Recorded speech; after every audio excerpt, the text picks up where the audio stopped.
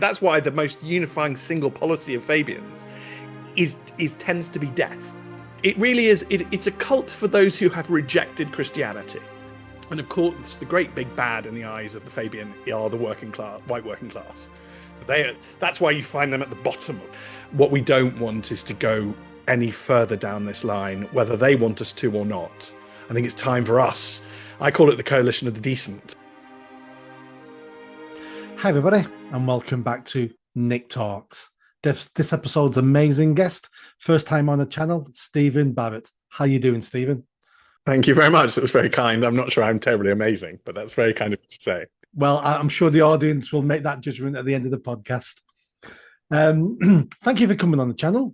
I've seen a couple of interviews with you recently, discussing the Fabians, one with Andy the Gabby Cabby, who's an online friend of mine, and the other was on GB News. And I'm watching it going, I want to chat to him. I've watched the questions they've asked you.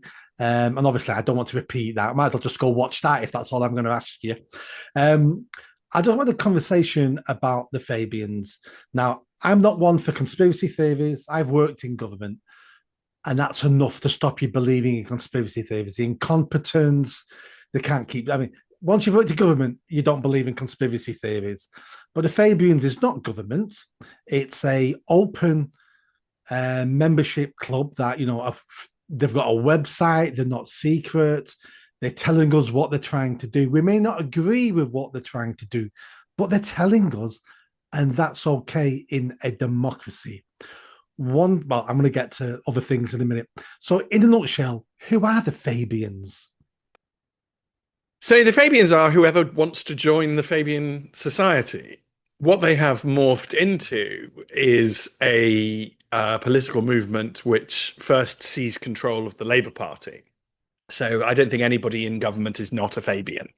And if you think of grandees of the Labour Party, I was talking to somebody last night who mentioned Harriet Harman. It's like, well, her son is their chair. He runs it. So, they've become this club of connected people who know each other and support each other. And they do. I've had reports. They have local chapters and they have a national branch. And I've had reports from people who joined them. There's a lovely, lovely young woman who said, well, I thought that they were the intellectuals of the left. And I thought there'd be lots of discussion and debate, and it would be very interesting. And she said, what I actually discovered is that they come in, they tell you, this is what you think on this topic. This is what you think on this topic. This is what you think on this topic. Oh, and here's so-and-so, so-and-so, and so-and-so, and you have to support them no matter what because they're us. So they operate like a conspiracy. So I always call them I think that they are a pretty rubbish conspiracy because I think they've got failure baked in. It's more, in a traditional sort of conspiracy theory, you have some guy at the middle of a spider web manipulating everybody. That's not how it is. This is much more like a giant factory that produces robots, and the robots go out and do as they have been programmed. And that's all they will ever do. And Keir Starmer is like one of their, luxury models. He's the apex of all their achievements, and he's completely incompetent. Because they just believe things to be true that are not true.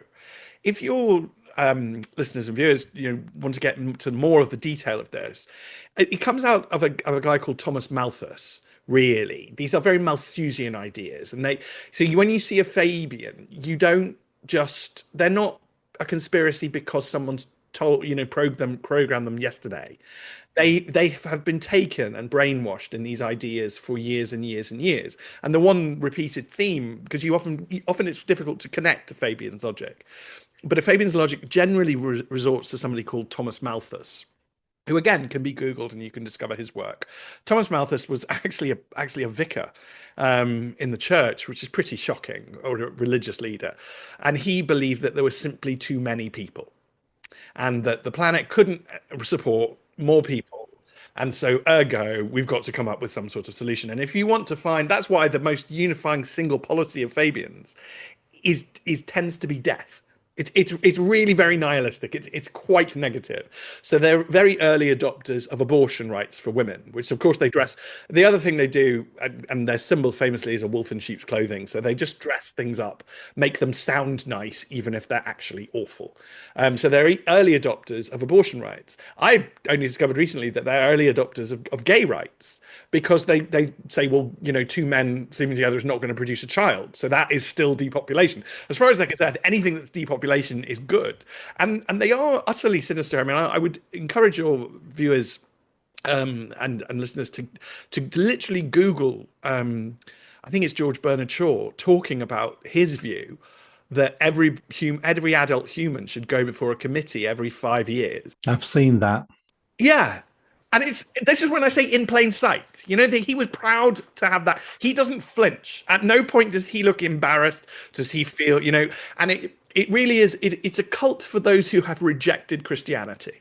So it's very much a sort of narcissistic reaction to the fact that they haven't got Christianity anymore, but they're going to die. So, I mean, I can see a cross on your wall behind you, but I mean, I'm from the Church of England, so people usually assume I don't believe in God, but actually I do. But that's just I think mocking the Church of England is quite an important part of my faith. But I have a personal relationship with God, as far as I'm concerned. I will have to answer to Him, but I know He will be there. So I know that I don't need to have some overarching desire to fundamentally control society or change society or enact power in society, other than I'd quite like everybody to live a nice life. Whereas it's quite clear that the Fabians feel this absolute compulsion to control people. And that's where digital ID comes from. They absolutely must be allowed to control us because we can't be trusted because we don't know the great truth of Fabianism. And that's what it is. It's a form of replacement religion with additional committee meetings, boring leafleting sessions, and being told what to think. But knowing that you are part of something greater than yourself, and therefore you must defend and support fellow Fabians. And that's, again, why they fail. One of the great strengths of non-Fabians is that they operate on good humans operate on a merit basis.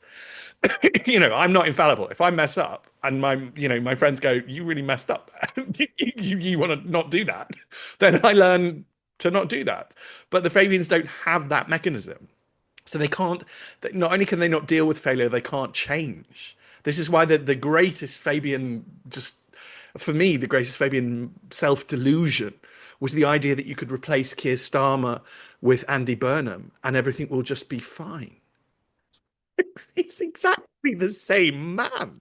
Except he's got slightly better PR and slightly better communication skills. And looks like he wears mascara. But yeah, and again, but you'll get this, and you get this. So what number 10 is completely falling apart, which is hilarious because the Fabians can't understand that. They're like, no, this is the end state. We should be in paradise by now. But it's completely falling apart. And every sort of couple of months now, Keir Starmer hires a new director of communications. And this is because they genuinely think that governance is just form. Do you listeners and viewers know, do we still know enough in this country that there is form and there is substance? And these people are obsessed, like Hyacinth Bouquet, entirely with how they are perceived, how they are looked, that's why she couldn't be Mrs. Bucket. She had to be Mrs. Bouquet. She's an archetypal Fabian in the sense of things. You can't trespass on their ego at all. Or I do it regularly on Twitter just because I know that it will seriously upset them. Stella Creasy sees herself as a living saint. So how dare anybody possibly criticize this individual? Keir Starmer knows that he is perfect because he's been a Fabian all his life and he's, worked and he must be brilliant. But you cannot actually run a human society purely based on form. We have substantive problems, and you can't make a substantive problem, like take the boat migrants. You can't make that problem go away by spinning it. The great sort of believer in that, and it comes very simple. It's really quite simple. I hope people can get this. Margaret fixes the country, so the economy is fine. The Tories basically, although they oust Margaret, they keep most of Margaret's policies, so the country is fine. Then you get the Tories falling into just the worst sort of. I mean, I lived through that period. I'm sure if people remember it, they were every day they were just awful. They stank. It was a stench of overwhelming corruption on a daily basis. I think people who didn't live through that period don't know what it was like. It was very like now. It was just Yeah, a daily scandal. There were so many scandals yeah. you couldn't keep up. Although there were more sex scandals. I always said that the real Labour Conservative divide is that Conservatives tend to have sex scandals and Labour tend to have economic ones. But John Prescott proved me wrong there. But he did his best to level the playing field. But effectively, the economy was fine, so it didn't matter. And you get Blair coming in, and then they create this myth of their own success. So like Alistair Campbell was, he still believes that they won. They didn't win. The Conservatives lost. That's what happened in 1997. But you get this great myth of the Fabian win, and then you get this period in which the public utterly reject the Conservatives because they basically have a breakdown, and they were just intolerably bad. And Alistair and New Labour are controlling the narrative. They've got their planners, and I can't remember what they're called now, but they've got these terms for how they control what the stories are going to be, and they're in control of all the narratives. And as long as they've got this formative control, they think that they'll be absolutely fine, and that's all that life is. That's all governing is, because the substance of our country was actually ticking along quite well. I remember the late 90s and the noughties. The form of our country was ticking along quite well. This is why the financial crash took us all so much by surprise, because we were just like, what? No. I mean, in my industry, law firms were regularly seeing between 10 and 20% growth year on, year out. So it's like, did you fail by only getting 14% growth this year? That's the world that we were living in before the financial crash. So I think we just need to grasp onto reality. And very sadly for the Fabians, there are huge substantive problems in our country. It's not just the boat migrants, even though they now cost us £15 billion that we don't have. They're also doing things which are utterly destructive. So I've just done a YouTube video on the Chagos Islands because why on earth are we paying? We're giving away billions of pounds we don't have, giving away islands we absolutely need for our national security interest and which will be a threat to us when we do not control them, and we are utterly letting down the people of Chagos. The rather nice Chagos Islanders, who a lot of people, if your listeners and viewers will only likely to bump into them really at Gatwick Airport. But I've always said that they're one of the reasons Gatwick Airport is the nicest airport in the country. And as a single dad with a little I started doing international holidays at 3.5. And I can tell you right now that as a single dad with a 3.5 toddler and all the bags, it is scary. And airports are not nice places. And I've watched my child cry at Heathrow because the security people just don't understand that you can't actually make a small child put up their arms and you've just got to have some basic humanity. Whereas at Gatwick, never had any problems. So I do feel quite emotionally protected to them. But again, the Chagos Islands, it's only being done so that the Fabians can feel morally good about themselves. What they want to do is to feel morally superior to everybody else. This is what I mean by narcissism. They have to feel that they are morally superior to everybody else. And of course, the great big bad in the eyes of the Fabian are the white working class. That's why you find them at the bottom of this. They build a pyramid of hierarchy, which of course has them at the top. They're like unearned aristocrats, and that's what they see themselves as. But and they've got all the money, and they control public money, so things are going to get rocky. But fundamentally, there are substantive problems, and all they know is how to control form. All they know is how to control spin. And that's why. Isn't the problem I've seen with them? So I did a bit of research on them. Obviously, now I'm talking to you, and it seems to be you're right. They got rid of religion, they got rid of God, and then they thought they were gods. And that's how it seems to me, and that's why they think everything they do is going to work. That's why they think they're going to bring a utopia. They think they're gods, and they think they're cleverer than they really are. And as we know, most people aren't that clever, and that's why things are going wrong drastically. Yeah, they genuinely think that Alistair Campbell and people like him can make us think that boat migrants are great. And that the only reason we think boat migrants aren't great is because some dark force that they've had not yet uncovered. Perhaps maybe it's Nigel. Some dark force is making us think boat migrants, are a bad idea, rather than the simple fact, which is that anybody with their head screwed on in any country, I actually think in any human civilization, and I which I quite like to highlight the hypocrisy of this because my ancestors came over on small boats and were very stabby, but we were a bad idea. We just because we civilized over 1,000 years or 1,400 years or whatever, this is a bad idea to import loads of young men who are sexually active, who are angry, who are armed, who are possibly traumatized. And the Fabians just want to focus on how much melanin is in their skin. That's literally what they think matters. That is not what matters. What matters is that they are young men, that they are sexually active, that they are muscular, that they are angry, that they are potentially violent, that it's easy to get weapons. This is the problem, not how much melanin is in anyone's skin. And they cannot really deal with this because they just can't face up to substantive problems. And I think it's as you say, they see themselves as gods, but we aren't. On a fundamental level, we're not. And there are things that I can't do. And you have to, if you want to raise a child well, I think you teach a child that. And that's what I try and do. We have to live within the confines of reality. And yes, that is quite frustrating. And yes, death is quite scary. But, many of us get through this with the comfort of religion. And the basic, I have a very strong idea that I'll just sort of wake up one day and God will be there and he'll just go, right here, how do you think you did? And I'll go, well, I didn't lie and I barely committed any crimes. And I put that caveat in because it's so easy to commit a crime. Like even one of the crimes I won't commit is if you are on the London Underground and you walk through a no exit, that's trespass, and trespass on the railways is a crime. So I don't commit that. But I've watched. You can if you see a packed commuter train, you want to see hundreds of people committing a criminal offence. So I caveat that in that I'm sure God will be able to point out some crimes I may have committed, but they will be just such tiny and infinitesimally small ones because I try to be morally good. Yeah, I'm not a religious person, but I like the fact that God speaks to you in an English accent. Yes, of course. That has proper cheered me because I do think God is English. Well, we're just not supposed to tell everybody else because then they won't feel, that's not, it's rude.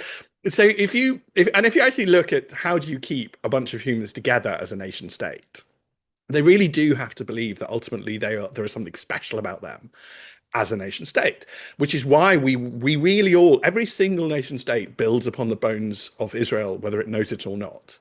Because Israel managed to keep itself together as a nation state for thousands of years when it wasn't a nation state.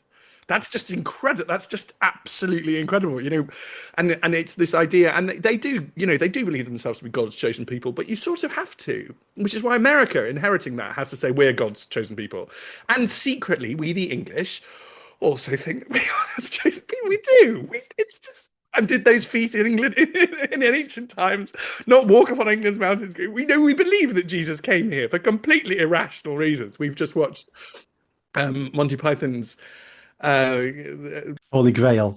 yeah, and the idea that the Holy Grail would be in England was quite heavily and deeply embedded. So much so that they get a great comedy film out of it. But really, we all know that the last cup that Christ drank from would end up in England, obviously.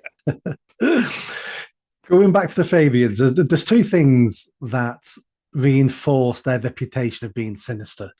The first thing is their logo. Their logo is actually a wolf in sheep's clothing. Now, for me, that looks sinister, but I look upon that more as ironic. Because that's what English have a weird sense of humor sometimes, and you wouldn't put something as sinister on your logo if you were trying to hide the fact you were sinister. And the second point, I can correct you because they have updated their logo to get rid of that, to change it to be a tortoise. have they? Yeah, so it's not a wolf in sheep's clothing anymore. Wink, wink. Right, so now it's a tortoise. And the second thing was something I learned from you at one of those interviews, which was George Orwell when he wrote 1984. He called it 1984 because that year is 100 years after the founding of the Fabian Society. Now, both those things sound very sinister. They are sinister. They are very sinister. And what I actually want people to know is that whilst they are very sinister, we are talking about fundamentally weak men. Okay, so I think they are sinister. I think they are Malthusian. I think they do want to get the legal power to kill us. But again, look at it. They need to have the legal power to kill us. They're not, these are not strong men who just, take up arms and attack us. These are men who hide in the bureaucracy and in the detail. And I don't know if your listeners and viewers will know this. I don't know if you know it, but I think it's becoming much more acceptable nowadays to have sort of a gaming or connection to the world of gaming. And in the world of gaming, there's a very successful brand called Dungeons and Dragons. And Dungeons and Dragons has a very useful, I think, human morality scale, which is just 9 points on a chart. Okay, you have three things down one side: lawful, neutral, chaotic, and then three things across the top: evil, neutral, good. And so you can have chaotic good people. Like I would say Boris Johnson is an, I mean, if you hate Boris, that's fine. Pick somebody else who's very chaotic, but ultimately means well. You can have people who are chaotically bad, and they are psychopaths and very, very dangerous monsters. They are huge problems, but they are an absolute nightmare for any human society. And we've definitely had some before, and we'll almost certainly have some again. But you get to this concept of lawful evil, which is a person who is obeying all the rules and using the rules for evil. And they're a very petty, very scheming type of people, and that's genuinely who I see most Fabians as. I mean, of course, there will be members of the Fabian Society who just ended up like this lovely girl did, joining it because they thought it was the intellectual left, and they haven't yet worked out, that it's a bit of a cult of wrong'uns. But these are very weak men, and if you take one of the greatest sort of evils of our time, which is Hitler, they had to dress their evil up in law too. And they had to mechanize it. They didn't look their victims in the eye and sort of hack off their head, which is what a chaotically evil person would. And I'm not advocating that. But they had to have them in gas chambers away where it was all hidden via ledgers and books and numbers and spreadsheets. And that was their type of evil. And there is such, I think we need to be much more aware of this type of evil because it's just as bad, if not worse. And I do see them as I don't know how because look, assisted dying and abortion up until birth are not private members' bills. They are government policy. Okay, they just are. But they're so weak and pathetic, these lawful evil men, that they have to pretend that they are private members' bills, and then they have to get them through. Right. Okay. Abortion up until birth. I mean, I'm a dad. I assume you are, but I don't know your personal circumstances, and I don't mean to trespass or be rude. But I've held a newborn baby in my arms. You do not tell me that 12 hours before I did that, it's okay to murder them. That you cannot say that. I will not accept that as anything other than evil. Yet that is going through our parliament right now. It's becoming law right now. The mass state killing, which is what assisted dying will be. This will be every hospital in the land. I mean, for a start, who takes that job? It's like, oh yeah, I'd really like to help people die. That's one of the things I like. And also if you're non-religious, because you can argue. I mean, I would want the religion to respond and say, no, you can't be doing this, which is, there's a prohibition in Christianity against suicide. There's prohibition against suicide in Judaism. I assume it's there in Islam. I'm genuinely ignorant, but wouldn't surprise me at all if there's a prohibition against it, because that's how the religions deal with this. But to be an atheist and to go, yeah, I really want to help kill people, believing that there is nothing, that's the end. I don't understand what that person is, except to my mind, lawful evil. That's a great description of those types of people, and I'm aware of those people. I've never thought it in those terms before. Lawful evil. I think that's absolutely spot on, because in our country at the moment we abort 250,000 babies a year. 250,000. And assisted suicide, we're already seeing how that doesn't work in other countries. There was a girl, I think, in Canada the other day. She went to a doctor's to get help about anorexia. Several weeks or months later, assisted suicide. There was a young girl, who witnessed her friends being killed in Paris at some terrorist attack, couldn't get over it, mentally depressed. Eventually, in Belgium, assisted suicide, took her own life. Another victim so many years later. And the people who run these things, the people who want these things, it goes to that God complex again. I know best. I'm God. And the people, we can see where this goes. Nazi Germany shows us where this goes. At the moment, it's people who want to volunteer assisted suicide. But the state will get to a stage where you're not valuable. You're George Bernard Shaw again, every 5 years having to say why I shouldn't be killed, why am I value to the socialist utopia? And bad people will take it to the next steps. Yeah, they will. And this is why I think we really do need to wake up. The Fabians had a brief attempt to shut down criticism of Fabians. They did that. There's a classic maneuver on the left, which is called "This isn't happening," and anyway, it's a good thing. And they tried that this isn't happening with the Fabians, and then people just wouldn't shut up about talking about the Fabians. I'm quite pleased about this because if I had mentioned any of this stuff 20 years ago, people would have just laughed at me, and I'd probably end up in a loony bin and put there by Fabians. But it is right that we talk about this, and it's right that we identify them. It's right that we don't pretend that they're lizard people or that that this is a conspiracy. It's more of a philosophy that is just not healthy. It's a replacement religion, an ideology, a philosophy that doesn't get humans to a good place.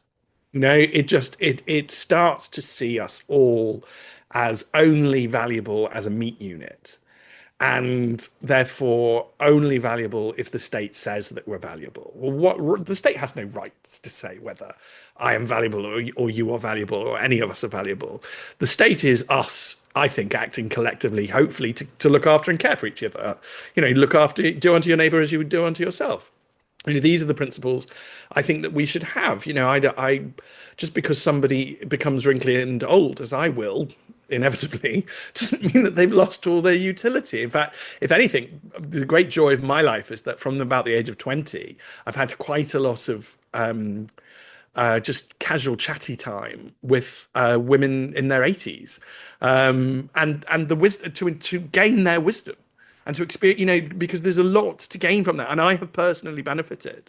Um, I don't think those who don't like me have benefited because it sort of it gave me the confidence to attack people like Lord Bingham because I spent a lot of time around him, and I know that basically behind the curtain we are all just humans. That again, the narcissists don't like to admit that.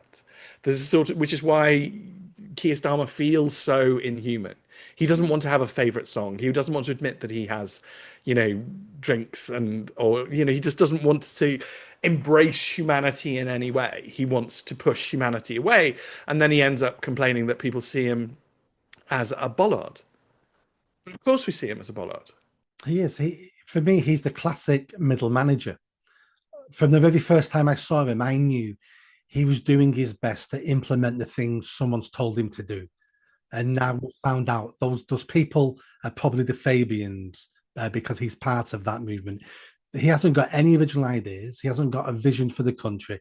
He can't think on his feet. I'm sure he's very intelligent in certain ways. He's run big departments. I'm sure he's a clever man, but there's nothing else about him. He's a middle manager. He only can do what people tell him to do, and he does it to the best of his ability. That's not a leader. It's not a leader. And I'll also tell you something else as somebody who I think could be accused of being an intellectual. Intellectualism doesn't matter. It doesn't, you don't get, no, I don't actually know anybody who's very clever or very learned who is happy because they are clever and learned.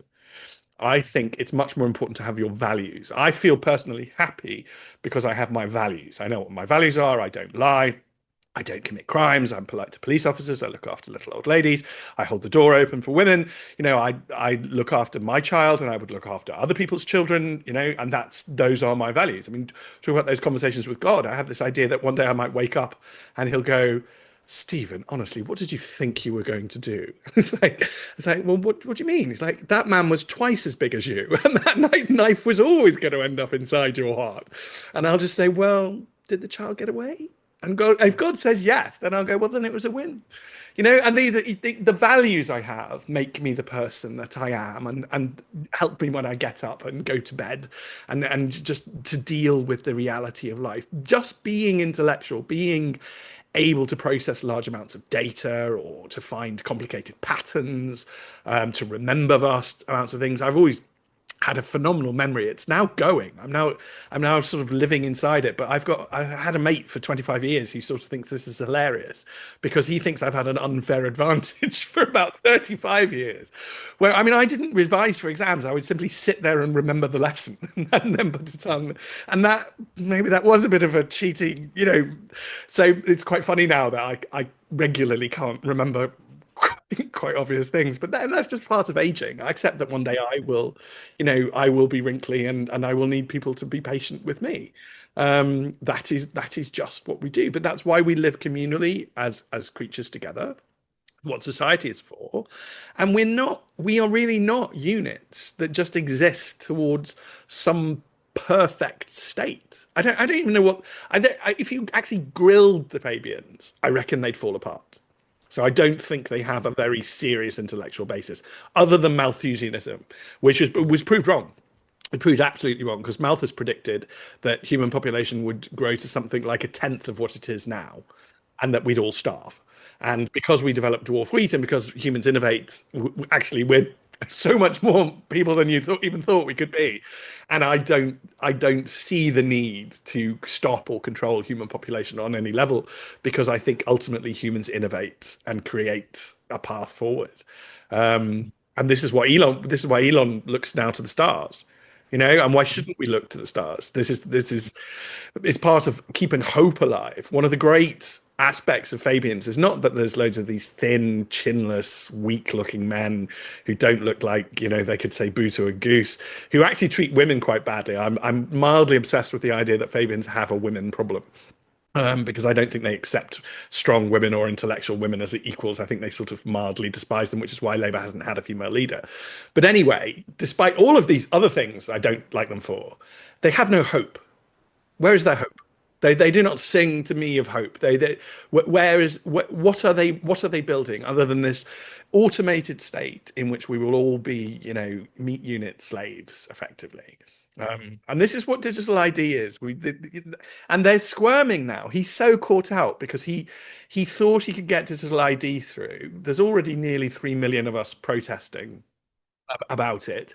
That will only grow. You're never going to get digital ID past the British public. No, I don't think we are. Yeah. Well, Churchill won the election, having lost in 45. He won the next one purely because the Labour government refused to withdraw the physical ID card. And we will not live as a papers, please society. We are fundamentally rebellious. Never, when my ancestors came over, the Anglo-Saxons, and we were very stabby, we're also very hard to control, as the Normans discovered. That's why they had to use extreme measures like oubliettes and live in castles and not live in palaces, because we were quite difficult people. And then some of my friends came over who are called the Vikings, and they're even worse than we are. And so as a result of it, we are just a fundamentally rebellious people. And we're not going to kowtow to this rubbish, which, by the way, will constantly break. I mean, I'm subjected to it through YouTube, and YouTube constantly. I've just had another issue. YouTube, we suspended your account because we don't have your US tax register, and it's like I'm not a US citizen. I don't have a US tax number, and you have to jump through all these hoops, and they are so utterly frustrating. They will drive everybody mad. You will just go mad with it all. It's not just that it'll go, oh, I'm sorry, Dave, your carbon credit has been used up, or do you really want another pint? It's just that it will just drive us around the bend to have all this stuff. But it's that joke from 10 years ago. The computer says no. Yeah. Yeah. And what do? The computer says no. And that's all we can do. Let's end on this. A couple of minutes on this. Are the Fabians on the way down? This Labour government has been atrocious. Socialism, we're all looking at it now going, this is a waste of time. The Tory party, 14 years, they were semi-socialist. Is the dream of the Fabians on the way down? The reality of the Fabians is on the way down. I don't know about their dream and their commitment. And so what happened in the Weimar Republic is that effectively you have Fabians destroying the Weimar Republic, because they simply will not give in. They will not bow to democratic pressure. They will not create a non-bureaucratic state. They won't cede power.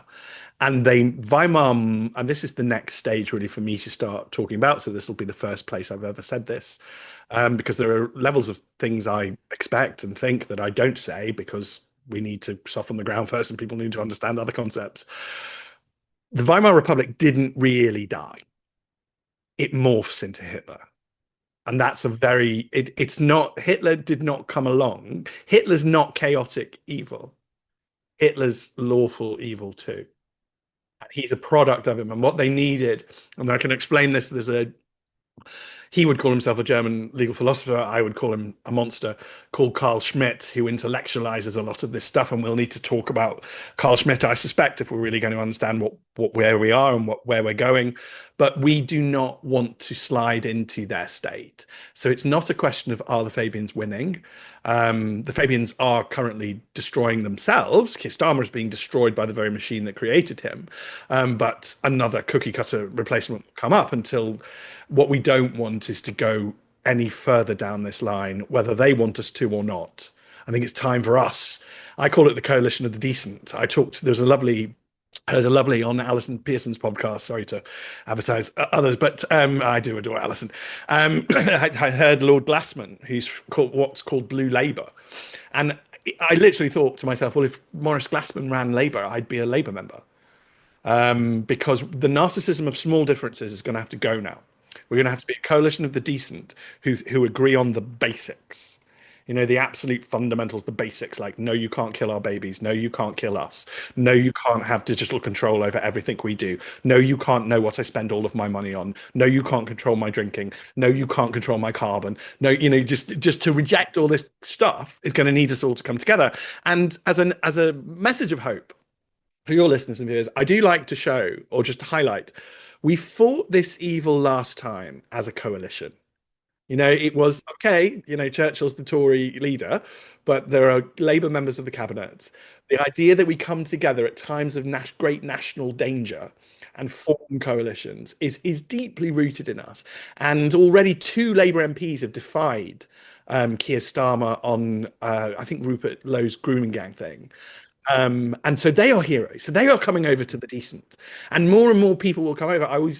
I praise my great friend Claire Fox, she's still a lefty, but she's decent. She's like, come over, get to the decent. And I think we will get through this because we're very British, because we don't want to be controlled, and because fundamentally we believe in decency. But they're not defeated yet. They won't be defeated until they're cast out. And if that needs the death of the Tory party and the Labour Party, then so be it, because both of them have got these people in them. Yeah. Stephen, I think that's a perfect place to end. And it sets us up for maybe 6 months from now to revisit this and see where we are then. Thank you so much for coming. I've learned a lot there. And what I've taken away is that lawful evil. And I'm going to do some big thinking about that. I like that as a concept to answer so many of my questions. Thank you so much for coming on today. Not at all. Absolute pleasure. Thank you for having me. Take care. Thank you.